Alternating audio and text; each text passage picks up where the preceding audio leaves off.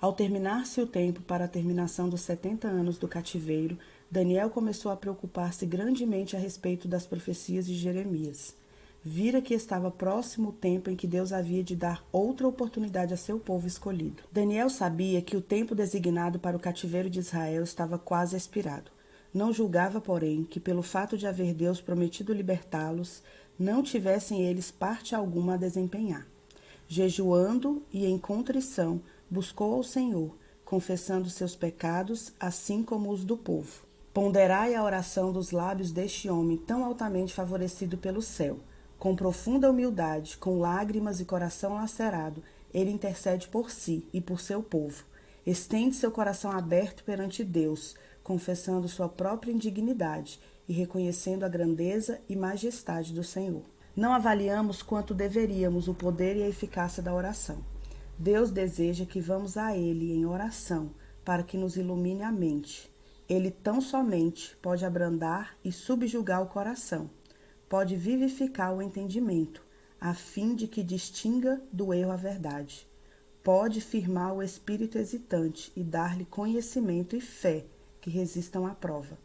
O Senhor que ouviu a oração de Daniel ouvirá a nossa. Se nós, como um povo, orássemos como Daniel e lutássemos como ele lutou, humilhando nosso coração perante Deus, haveríamos de presenciar tão notáveis respostas às nossas petições, quanto as que foram dadas a Daniel. A preciosa fé, inspirada por Deus, comunica vigor e nobreza ao caráter. À medida que nos detemos sobre sua bondade, sua misericórdia e seu amor, mais e mais clara será a percepção da verdade. Mais elevado e santo será o desejo de pureza de coração e clareza de pensamento. Aquele que permanece na pura atmosfera de pensamentos santos é transformado pela comunicação com Deus, por meio do estudo de sua palavra. E as faculdades naturais são ampliadas em virtudes da santa obediência. Os estudantes podem sair do estudo da palavra da vida com o espírito dilatado, elevado, enobrecido, sendo puros de coração. Também se tornaram mentalmente poderosos. Toda faculdade intelectual será vivificada. É impossível calcular o poder da influência de uma mãe que ora. Ela reconhece Deus em todos os seus caminhos, leva seus filhos ante o trono de graça e apresenta-os a Jesus, suplicando sobre eles suas bênçãos. A influência dessas orações é para esses filhos como fonte de vida. Essas orações oferecidas em fé são o sustento e a força da mãe cristã. O anjo fora enviado a Daniel com o expresso fim de lhe explicar o ponto que tinha deixado de compreender na visão do capítulo 8, a saber, a declaração relativa ao tempo, até 2.300 tardes e manhãs, e o santuário será purificado. Profeticamente, um dia representa um ano. As 70 semanas, ou 490 dias, representam 490 anos. É dado um ponto de partida para esse período.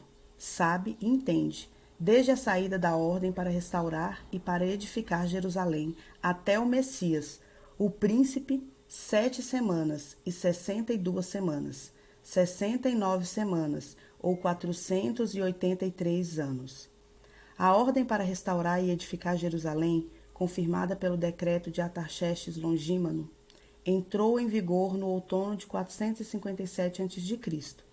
Daí, 483 anos estendem-se ao outono de 27 d.C. Segundo predição dos profetas, esse período devia chegar ao Messias, o ungido. No ano 27, Jesus recebeu em seu batismo a unção do Espírito Santo e pouco depois começou seu ministério. Foi então proclamado a mensagem: o tempo está cumprido. E ele firmará concerto com muitos por uma semana. A semana a que há referência aqui é a última das 70. São os últimos 7 anos do período concedido especialmente aos judeus. Durante este tempo, que se estende do ano 27 ao ano 34 de nossa era, Cristo, a princípio em pessoa e depois pelos seus discípulos, dirigiu o convite do Evangelho especialmente aos judeus. Durante 7 anos depois de o Salvador começar seu ministério, o Evangelho deveria ser pregado especialmente aos judeus, 3 anos e meio pelo próprio Cristo e depois pelos apóstolos. Na metade da semana fará cessar o sacrifício e a oferta de manjares. Na primavera de 31 d.C., Cristo, o verdadeiro sacrifício, foi oferecido no Calvário. Então o véu do templo se rasgou em dois, mostrando que a santidade e significação do serviço sacrificial haviam desaparecido. Tinha chegado o tempo de cessar o sacrifício terrestre e a oblação. A semana, 7 anos, terminou em 34 depois de Cristo. Então, pelo apedrejamento de Estevão, os judeus selaram afinal sua rejeição do evangelho. Os discípulos, espalhados pela perseguição, iam por toda parte, anunciando a palavra. E pouco depois, Saulo, o perseguidor, se converteu e tornou-se Paulo, o apóstolo dos gentios.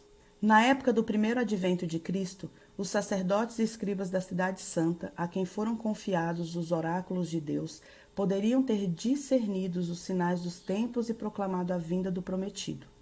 A profecia de Miqueias designou o lugar de seu nascimento. Daniel especificou o tempo em que ele viria. Deus confiou essas profecias aos líderes judaicos. Estariam sem desculpas se não soubessem nem declarassem ao povo que a vinda do Messias estava próxima. Sua ignorância era o resultado da pecaminosa negligência. Aqueles que professam estar santificados, ao passo que não têm nenhum desejo de examinar as Escrituras ou lutar com Deus em oração por uma compreensão mais clara da verdade bíblica, não sabem o que é verdadeira santificação. Daniel falava com Deus.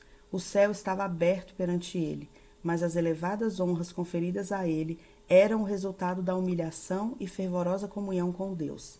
Todos os que de coração creem na palavra de Deus terão fome e sede de um conhecimento de sua vontade. Deus é o autor da verdade. Ele ilumina o entendimento obscurecido e dá à mente poder para aprender e compreender as verdades que revelou.